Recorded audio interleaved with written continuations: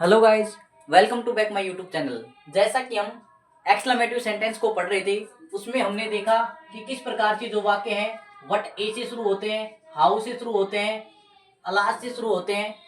इसी क्रम में हमने वहां देखा था कि वटे वाले सेंटेंस को किस प्रकार से बदलते हैं। फिर हमने हाउ वाले सेंटेंस को देखा।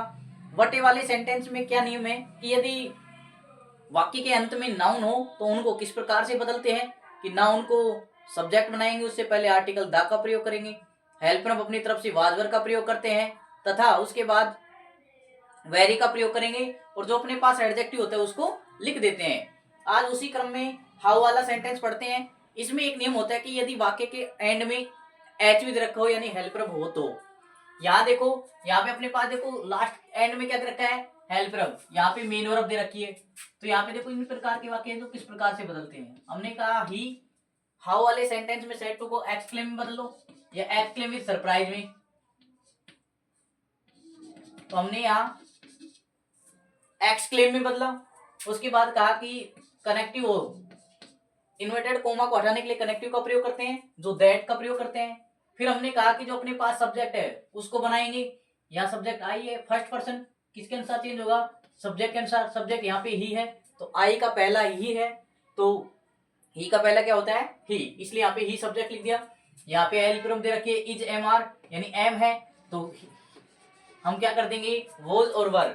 यहाँ पे आई के साथ एम था, ही के साथ वाज वर्ब में से क्या आता है, वोज, क्योंकि ही सिंगुलर है तो सिंगुलर के साथ वोज का प्रयोग करते हैं।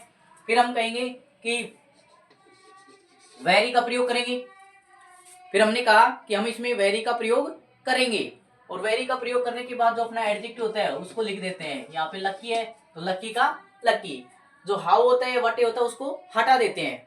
लेकिन जिस सेंटेंस के अंत में, जिस वाक्य के अंत में एच भी दे रखी हो, वर्ब दे रखी हो, उसमें हाउ वाले वाक्यों में जिसमें एंड में आपको एच भी दे रखी हो या मेन वर्ब दे रखी हो, तो उनका नियम है कि इनमें जो भी वट ए या वट एन होता है हम उसको नहीं हटाते हैं।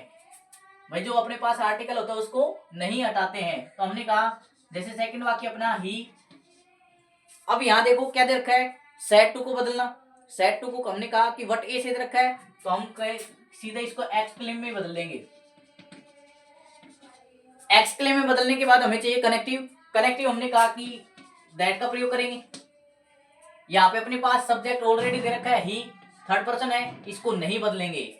थर्ड पर्सन कभी बदलते नहीं है, तो यहाँ पे ही का ही है जो दे रखा होता है उसको किस में बदल लेते हैं, हेड में। और थर्ड फॉर्म क्या दे रखी है, ऑलरेडी परचेज दे रखी है। हैजव के साथ हमेशा थर्ड फॉर्म आती है, तो हमने हैजव को किस में बदला, हेड में। थर्ड फॉर्म पहले से दे रखी है, परचेज।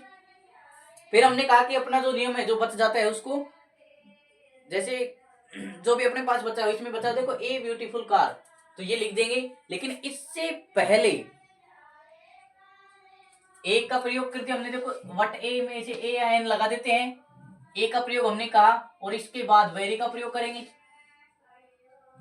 और जो एडजेक्टिव होता है वो लिख देते हैं, ब्यूटीफुल कार।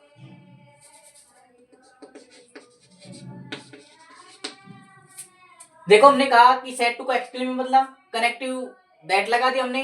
यहाँ पे ही सब्जेक्ट दे रखा है तो सब्जेक्ट को यहाँ लेकर के आ गए, हैजो को हेड में बदलते हैं, परचेज को परचेज में बदल दिया। उसके बाद यहाँ पे ए या एन लगता है उसको छोड़ते नहीं, वहां लिख देते हैं। हमने यहाँ ए बचा होता है इसको लिखा। फिर वेरी का प्रयोग करेंगे और जो एडजेक्टिव होता है वो लिख देते हैं, ए ब्यूटीफुल, और जो अपना नाउन था क्या, कार, वो ऐसे कैसे लिख देते हैं।